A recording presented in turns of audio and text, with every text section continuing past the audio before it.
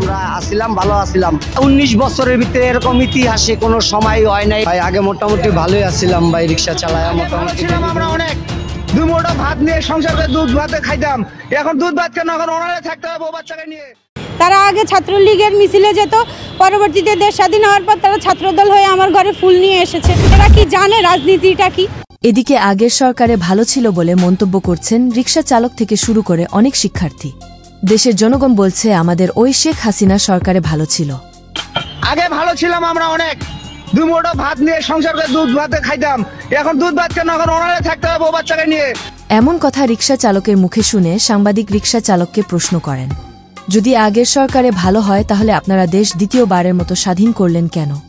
এমন প্রশ্নের উত্তরে রিকশা চালক বলেন, ভাই আমরা মনে করছি নতুন সরকার আসলে আমরা দুমুঠো ভাত পেট ভরে খেতে পারবো, কিন্তু এখনও যে চাউল থেকে শুরু করে যে জিনিসপত্রের দাম কমছে না, তাতে করে আমাদের আগের সরকারে ভালো ছিল বলে জানান এই রিকশা চালক।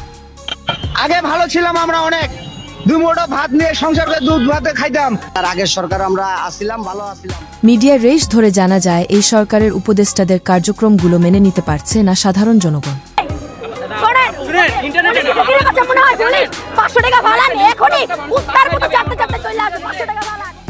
অনেকেই বলছে দেশ তো স্বাধীন করলাম, কিন্তু দেশের মানুষ এখনো সুখে নেই যারা অপকর্ম চালিয়েছে। তারা কিভাবে এখন পর্যন্ত দেশের মাটিতে গাড়িতে করে ঘুরে বেড়ায়? কোন দেশ স্বাধীন করলাম আমরা যে দেশের আসামিরা মানুষকে হত্যা করেও এখন পর্যন্ত গা ঢাকা দিয়ে আছে।